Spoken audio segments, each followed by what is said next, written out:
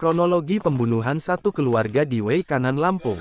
Polres Waikanan dan Polsek Negara Batin berhasil mengungkap tabir dari pasca pembunuhan terhadap 5 orang korban yang masih satu keluarga di Desa Marga Jaya, Kecamatan Negara Batin, Kabupaten Waikanan, Lampung.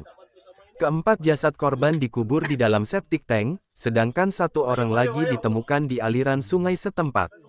Kedua pelaku pembunuh merupakan bapak dan anak berinisial DW 17 dan E 38, berdomisili di Kampung Margajaya, Kecamatan Negara Batin, Kabupaten Waikanan.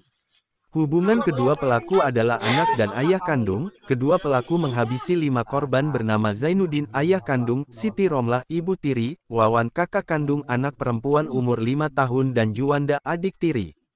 Kelima korban ini sudah dibunuh hampir setahun silam, yakni pada periode Oktober tahun 2021 lalu dan baru terbongkar akhir-akhir ini.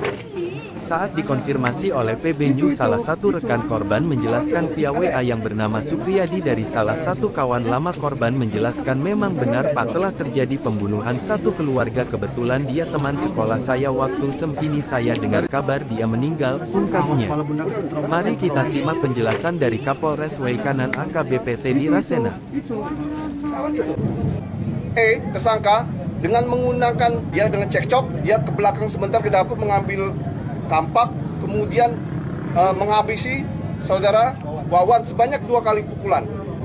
Nah, pada saat kejadian itu saudara Zainuddin dan Siti Romlah juga ikut terbangun. Siti Romlah itu kabur menuju ke dapur dan itu dikejar dan di dapur juga dipukul sebanyak 3 kali.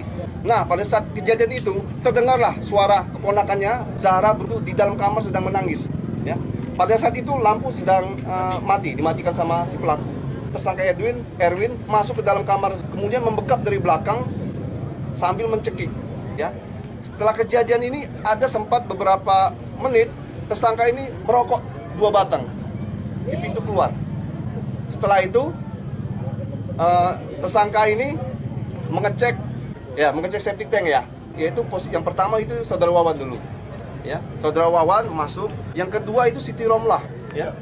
Siti Romlah yang kedua dibuang, ketiga itu Zainuddin. Kemudian yang ketiga terakhir itu setelah itu di atas tumpukan korban-korban ditaruhlah kasur, ya. Kemudian besoknya sekitar jam 3 siang esok harinya tersangka ini mengecor untuk menutupi barang bukti sehingga tidak tercium ataupun tidak ada yang bisa membuka, jadi permanen tutupnya. Kedua, dengan korban atas nama Juanda atau adik tirinya atau anak dari Siti Romlah, ya. Itu kejadiannya diperkirakan bulan April tahun 2022. Tersangka Erwin dan tersangka Diki Wahyudi merencanakan di rumah Hengki. Tadi sudah kita laksanakan rekonstruksi, sudah ada perencanaan terlebih dahulu. Kejadian jam 02.00 sekitar itu, bulan April 2022. Ya. Urutannya, dari rumah Hengki, dari rumah saksi, Erwin dan Diki ini datang menggunakan motor, ya. Kemudian tersangka mengambil tali, ya. Selama masih bergerak, korban itu ditali, mulai dari kaki, ya, kaki, tangan sampai kepala dengan tali yang tidak putus.